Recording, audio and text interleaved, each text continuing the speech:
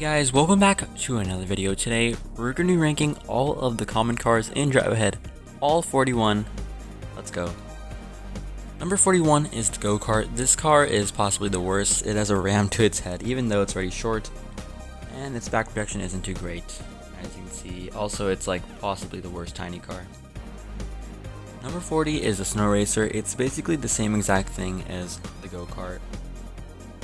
Number 39 is a sleigh. This car is fast, but again, it's tiny and, well, not too great in the back. Number 38 is the gift box. This car can float, and also its head is completely exposed. Number 37 is the shopping cart. This car is a lot taller than the other ones, and also its back protection is pretty alright. Number 36 is the penguin slider. This car can float, and also it's really fast. Number 37 is the motocross bike, and I know this car is really flimsy, but it does have a good height advantage against these other cars. Number 34 is the quad bike. It's basically the same thing as the motocross bike, except it's more sturdy. Number 33 is the skater cow because of its height and also stability. Number 32 is the bumper car because of its bounce mechanic and also because it has pretty good protection. Number 31 is Egg Mobile because of its bounce mechanic and also because it has a pretty good height advantage against the other cars. Number 30 is the Bump Around because it actually gradually speeds up over time as you drive.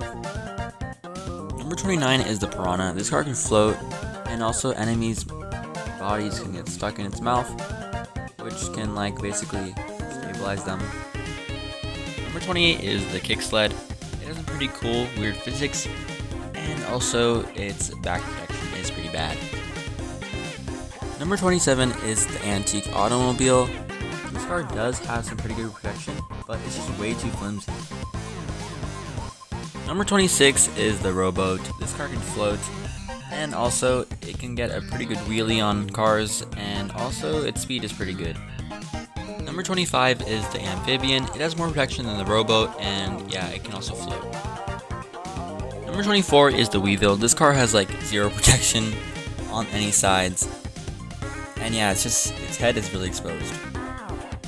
Number 23 is the Hot Rod. This car is pretty fast, also it does have some pretty good protection. It's a pretty small built car. Number 22 is the Teed Off 2. This car is an excellent rusher, but in King of the Hill, its back protection is very lacking.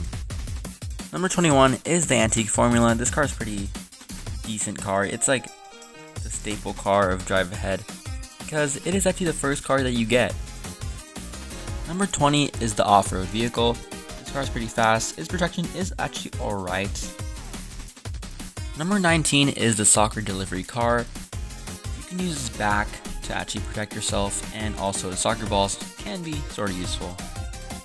Number 18 is the snowmobile, and the rest of these cars for now are going to be kind of small, but they have really good speed, which I believe actually matters more. The speed is actually very important in this game.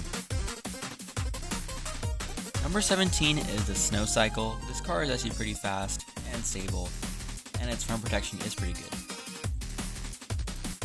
Number 16 is the motorbike. This car's front protection is even better, and it's also maybe a bit faster and more stable. Number 16 is the motorbike. This car's front protection is actually even better, and it's way faster, but it is actually less stable. Number 14 is the brass bike. It's also a really good rusher, and its back protection is pretty bad. Number 13 is Piranha Terror. This car is also a really good rusher, but yeah, again, its back protection is pretty bad. And also, I believe it can float. Number 12 is the sports car. It's just a regular car. It's pretty average.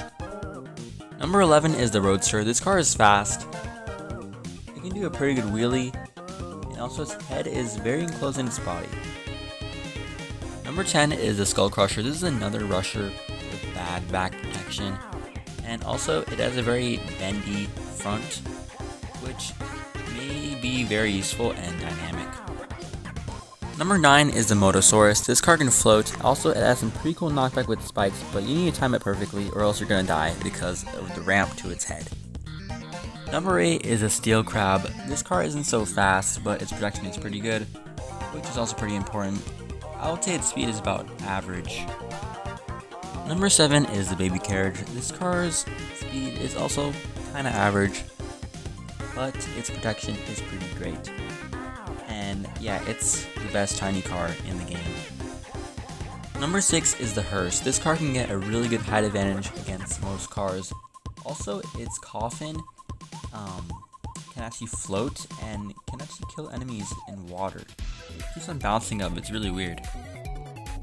Number 5 is the Bogzilla. It's basically a larger version of the off-road vehicle. And yeah, it's just like way better.